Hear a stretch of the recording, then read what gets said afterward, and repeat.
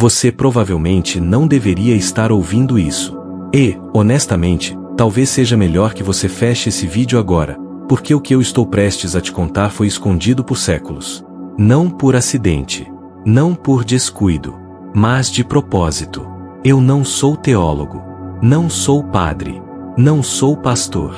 E justamente por isso eu encontrei algo que os especialistas muitas vezes ignoram. Algo que estava bem ali, escondido à vista de todos. Meu nome é Lucas, e essa é a história de como uma simples frase esquecida de Jesus mudou completamente a forma como eu enxergo o mundo, e porque talvez ela mude a sua também. Tudo começou com uma pergunta idiota. Sério?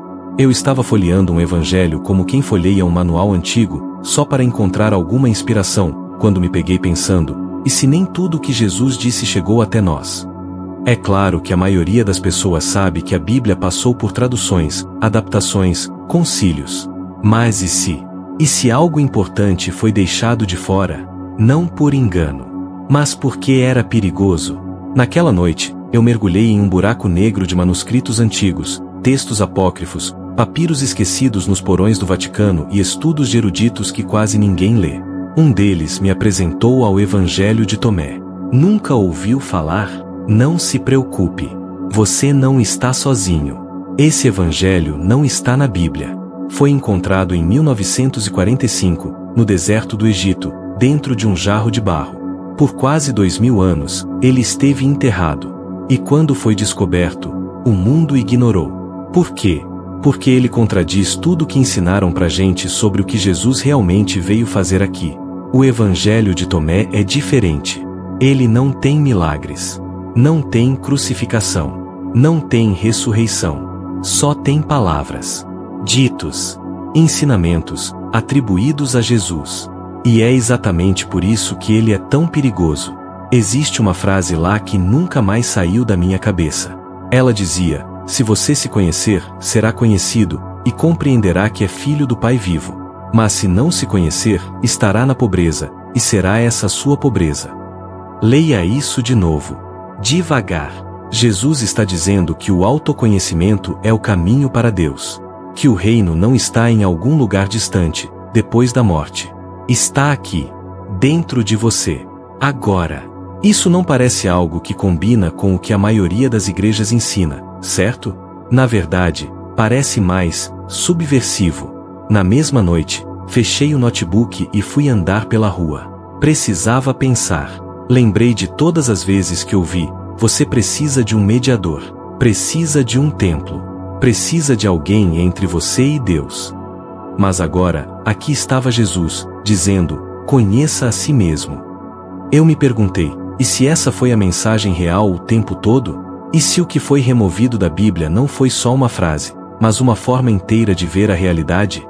Foi então que começou minha transformação. Comecei a estudar os textos do cristianismo primitivo. Irineu, Tertuliano, Orígenes. Descobri que muitos deles brigaram ferozmente para manter certos evangelhos fora da Bíblia. Por quê? Porque esses textos diziam que o reino de Deus não era uma instituição. Não era uma promessa distante. Era uma experiência interna. Mais precisamente, era algo que podia ser acessado por qualquer um, sem precisar da igreja. Isso muda tudo. Pensa comigo, um império não consegue controlar uma população se cada indivíduo acredita que tem acesso direto ao divino. Não dá para monetizar isso. Não dá para controlar isso. Então a solução foi simples: apagar. E o que ficou? Uma versão simplificada da espiritualidade. Um Jesus domesticado. Um reino só depois da morte. Uma promessa eternamente adiada. Mas no meio disso tudo, a chama original ainda queima. E você pode senti-la, se olhar com atenção. Eu testei isso na prática. Na semana seguinte, decidi viver como se o que estava naquele evangelho fosse verdade. Não para pregar. Não para convencer ninguém. Só para ver. Comecei a meditar. Não esperando nada mágico, mas só para observar quem eu era quando tudo parava. E então algo aconteceu. Eu percebi que havia uma parte de mim que nunca muda. Que sempre esteve ali. Um silêncio. Uma presença. E naquele silêncio, algo inesperado. Uma sensação de que isso era o tal reino. Não uma cidade de ouro. não harpas e anjos, mas uma paz absoluta, uma comunhão com o que é. Não sei explicar com palavras. E talvez nem devesse tentar. Mas depois disso, nunca mais vi a vida do mesmo jeito. E então me lembrei de outra frase, também no Evangelho de Tomé. Se aqueles que vos guiam disserem, vejam, o reino está no céu, então os pássaros do céu vos precederão. Se disserem que está no mar, os peixes vos precederão. Mas o reino está dentro de vós e fora de vós. Quando vos conhecerdes, então sereis conhecidos. Essas palavras ecoam como um código esquecido, um segredo oculto.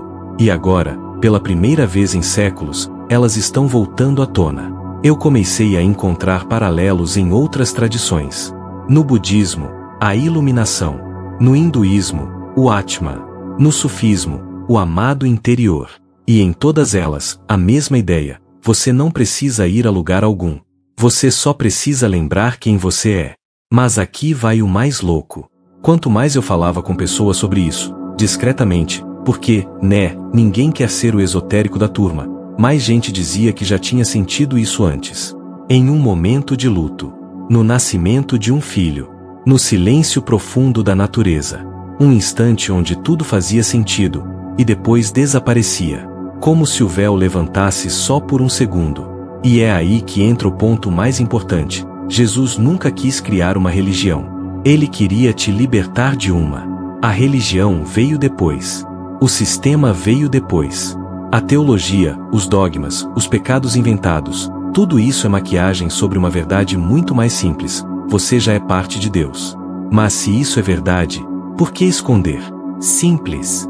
Porque um ser humano que sabe disso não pode ser manipulado. Não tem medo. Não se curva. Não precisa de intermediários. E isso é perigoso. Para impérios. Para instituições.